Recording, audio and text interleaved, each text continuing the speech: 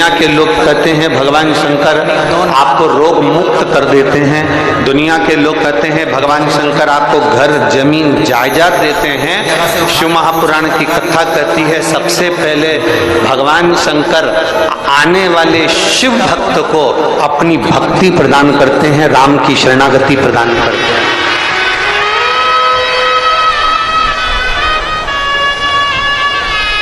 सबसे पहले अगर कुछ दिया जाता है, आम का पौधा सबसे पहले अगर देते हैं तो अविरल भक्ति देते हैं। इनको आप जहाँ चाहे वहाँ लगाएं और लगाने के बाद वो पनप भी सकता है। सबसे पहले अगर वो देते हैं तो राम की भक्ति कैसे करी जाए, भगवान कृष्ण की भक्ति कैसे करी जाए, दत्त की भक्ति कैसे करी जाए, अपने गुरु की भक्ति कैसे करी जाए, अपने माता पिता के चरणारविंद की भक्ति कैसे करी जाए। अगर मेरा शिव, मेरे ओघड़दानी, मेरे शंभु, मेरे त्रिकालदर्शी, मेरे कैलाशी अविनाशी, मेरे शिव अगर देते हैं तो सबसे पहले आपको भक्ति प्रदान करते हैं और उस भक्ति के बल से फिर विश्वास केंद्रित होता है और विश्वास जब केंद्रित हो जाता है तब जीव का अपने आप कार्य पूर्ण होना प्रारंभ हो जाता, अपने आप। फिर उसको कुछ करना नहीं पड़ता, अपने आप धीरे धीरे धीरे धीरे धीरे उसका कार्य पूर्ण होने लगता। लिंग है, दुनिया के लोग कहते हैं भगवान शंकर आपको रोग मुक्त कर देते हैं। दुनिया के लोग कहते हैं भगवान शंकर आपको घर जमीन जायदाद देते हैं। शिव महापुराण की कथा कहती है सबसे पहले भगवान शंकर आने वाले शिव भक्त को अपनी भक्ति प्रदान करते हैं, राम की शरणागति प्रदान करते हैं।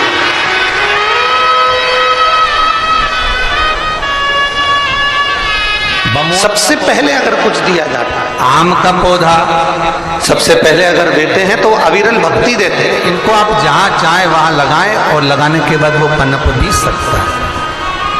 सबसे पहले अगर वो देते हैं तो राम की भक्ति कैसे करी जाए, भगवान कृष्ण की भक्ति कैसे करी जाए, दत्त की भक्ति कैसे करी जाए, अपने गुरु की भक्ति कैसे करी जाए, अपने माता पिता के चरणारविंद की भक्ति कैसे करी जाए। अगर मेरा शिव, मेरे ओघड़दानी, मेरे शंभु, मेरे त्रिकालदर्शी, मेरे कैलाशी अविनाशी, मेरे शिव अगर देते हैं तो सबसे पहले आपको भक्ति प्रदान करते हैं और उस भक्ति के बल से फिर विश्वास केंद्रित होता है और विश्वास जब केंद्रित हो जाता है तब जीव का अपने आप कार्य पूर्ण होना प्रारंभ हो जाता, अपने आप।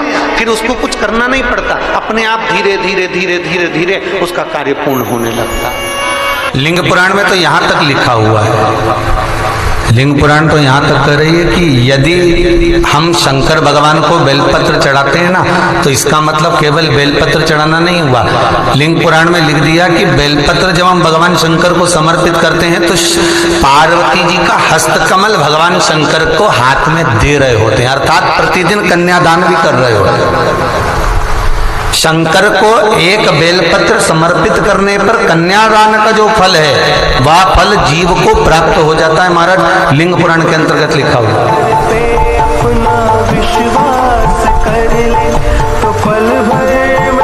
जगत जननी जगदम्बा का जो 9 विग्रह स्वरूप है, माता पार्वती का जो 9 रात्रे का विग्रह स्वरूप है, वो सब इस बेलपत्र के वृक्ष में है। में क्या देते हैं, ये मालाएं लेके आते हैं लोग, कितने की लाए,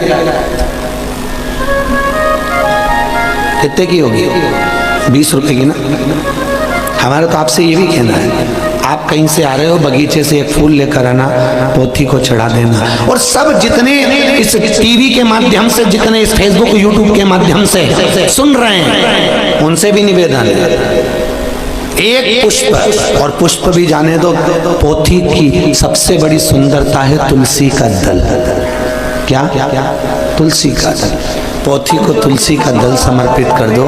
ये माला गुरु जी को, पंडित जी को पहनाने की जगह 20 रुपए की माला की जगह आप 20 भी मत खर्च करो, 15 रुपए निकाल कर गाँव की गौशाला को समर्पित करो। बस समझ लेना कि वो माल्यार्पण हो गया। ये आपने पिनाई 20 रुपए की, हमने कितनी देर में निकाल दी। अरे बोलो तो ऐसे कई महात्मा, कई महाराज आप टीवियों पर देखें, हजारों की माला है, 500 की माला, 300 की माला, 10,000 की माला समर्पित। ये मोटी मोटी माला समर्पित कर।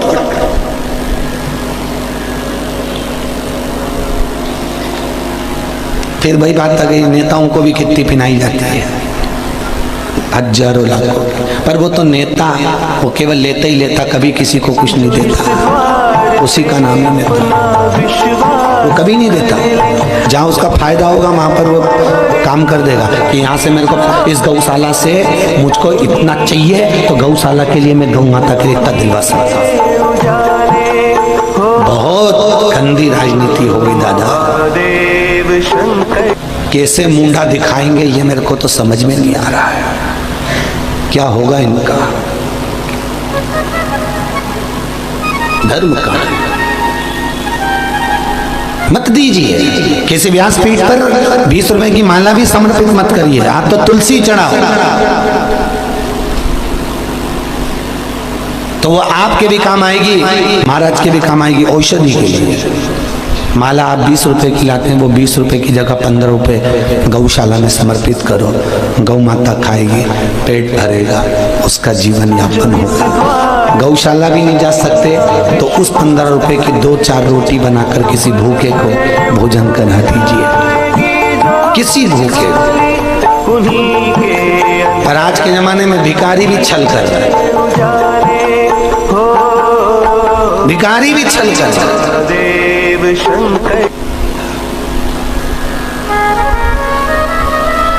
अमरावती के बीच रोड पे से हम निकलकर गाड़ी आ रही थी एयरपेंटी से, और बीच में अमरावती के बीच ट्रैफिक चौराहे पे भिखारियों भीख मांग रहे थे, कांच बजा बजा के गाड़ी लगा दे दे। और आगे गए तो देखा कि उनके बच्चे भीख मांगकर, उनके लोग भीख मांगकर, एक अम्मा वहीं बैठी थी, वो बीड़ी धुनक रही थी, बीड़ी धुन रही थी, और उसको ले के दे रहे थे। एक व्यक्ति ने, मैं भोपाल रेलवे स्टेशन की बता रहा हूँ, एक सुबह के टाइम हमारी कहीं की ट्रेन थी, हम कथा करने जा रहे थे, एक व्यक्ति ने इतना अच्छा कोट एक भिखारी को दिया, 1 नंबर का कोट, ठंड का समय, और कोट उस भिखारी को दिया। भिखारी ने उस कोट को लिया और लेकर वहीं आगी जल रही थी उसमें जला लिया और ताप लिया। अगर वो कोट उस क्योंकि इनको कपड़े से मतलब नहीं है, इनको धन से मतलब है, क्योंकि पैसा मिलेगा तो व्यसन में लगाएंगे, जुए में, मांसाहार में, मदिरा पान में, वेश्यावृत्ति में लगाएंगे, और थोड़ा सा पैसा मिलेगा तो रुमाल में सूंघने का सामान ले लेके सूंघ सूंघ के मर जाएंगे। पर ये निवेदन है, इन भिक्षुकों के चक्कर में भी असली भिक्षुक को नहीं पहचान पा रहे कि असली जरूरत है किसको, हम किसको दें, हम किसको प्रदान करें। फिर वो वाली बात आ गई, 3 दिन पहले कही थी, लक्ष्मी, बेटी और गाय, 50 बार विचार कर दो कि हम किसको दे रहे हैं। बहुत सोचना महाराज, बहुत सोचिए कि हमने किसको दी है। बेटी गलत जगह चली जाएगी तो कन्यादान करने वाले माँ बाप को रोना पड़ेगी, और गाय गलत जगह चली जाएगी तो गौदान करने वाले को रोना पड़ेगा, और लक्ष्मी किसी गलत भिखारी के कटोरे में चली जाएगी, उसने गलत जगह लगा दी तो देने वाले को रोना पड़ता है। कई लोग कहते महाराज हमारा काम तो अच्छा चल रहा था, बहुत बढ़िया चला, फिर ये हमें दुख कहां से आ गया? उसका कारण है तूने ना बेटी का सम्मान करा, ना गाय का सम्मान करा, ना लक्ष्मी का सम्मान करा। लक्ष्मी ऐसे भिखारी के कटोरे में दी, शाम को जाकर उसने मदिरा में लगा दी, मैं खाने में लगा दी, वेश्यावृत्ति में लगा दी, जुए में लगा दी। लक्ष्मी वहां जाकर रो रही है, इसलिए बद्दुआ तुझको दे रही है कि तूने मेरा सम्मान नहीं करा, सत्कार नहीं करा है।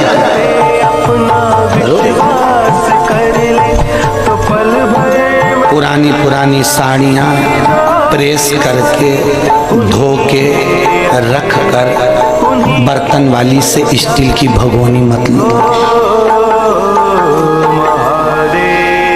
4 साड़ी दोगे 1 भगोनी मिलेगी, बोलो सही है कि गलत है? 5 साड़ी दोगे 1 भगोनी मिलेगी। प्रयास करना वो साड़ी को प्रेस कर धोकर संभाल कर रखो, किसी गरीबड़ी को जरूरत है उसको पहनाकर प्रसन्न होइए, भगोनी लेकर नहीं, भांडा लेकर नहीं।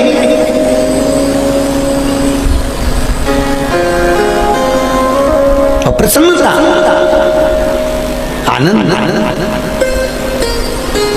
जो इस द्वार पे हम लोग तीरथ में साल में कथा करते हैं, मासी को मालूम है, जोशी जी भी यहाँ बैठे हैं, बलगांव वाले, उनको मालूम है। साल भर में एक कथा तीरथ में करने जाते हैं। पूरे सीहोर से आसपास से बच्चों के कपड़े पुराने, साड़ियाँ पुरानी, पुराने पुराने कपड़े जो तुम नहीं पहनते हो, सड़ रहे हो, वो कपड़े हमको दे दो। क्यों? हम सारे कपड़े तीरथ में ले जाते हैं, रात को देखते हैं जिसको जरूरत पड़ती है ले जाके उनको पिना कर आते हैं। आप पहन लीजिए, ये कपड़े आपके लिए। कोई नंगा है, कोई भूखा है, भोजन उसको दीजिए। खाए हुए को कितना भी खिला दो, बाद में जाके रोड पे कहेगा हाँ इतना बड़ा सेठ था, ऐसा भोजन बनाया, भले खाया तुम्हारा और तुम्हारी बुराई करेगा।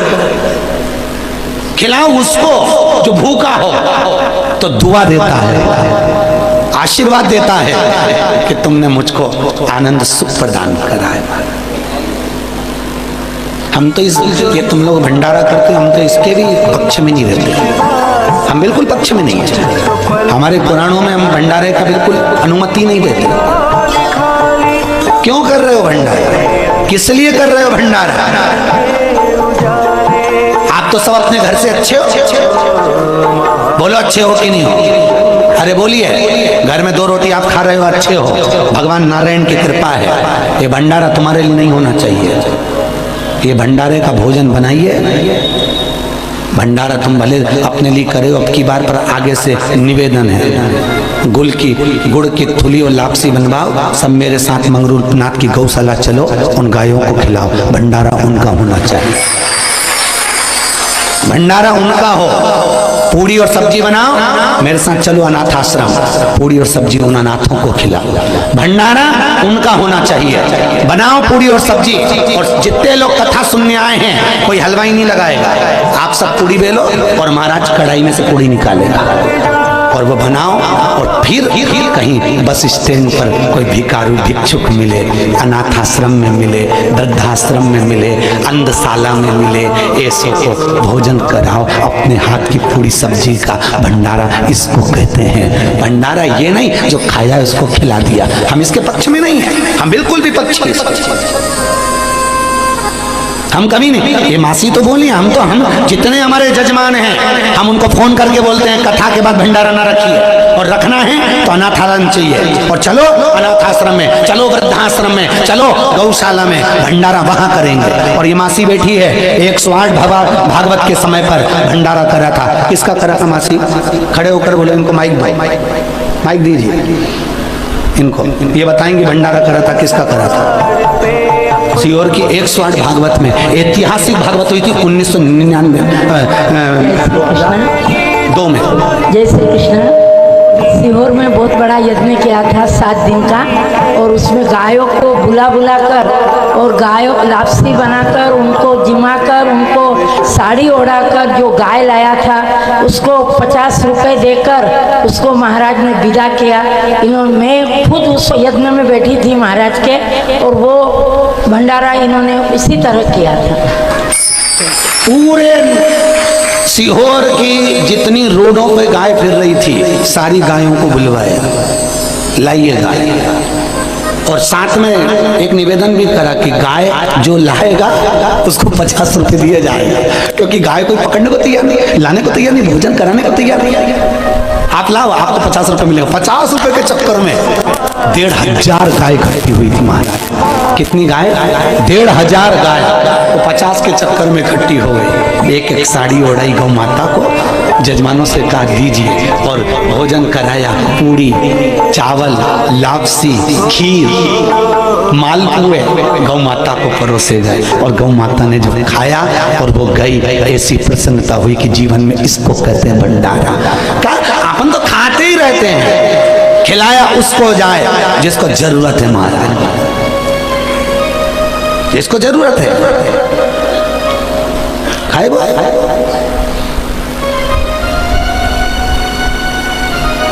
खूब करिए और आनंद सुख को धारण करिए। अपने जीवन का तात्विक सुख है महाराज जी। सबसे बड़ा दान अन्न का दान। कौन सा दान है? अन्न का दान। राजा कर्ण भी मर कर गया तो भगवान से विनती कर रहा है मेरी बॉडी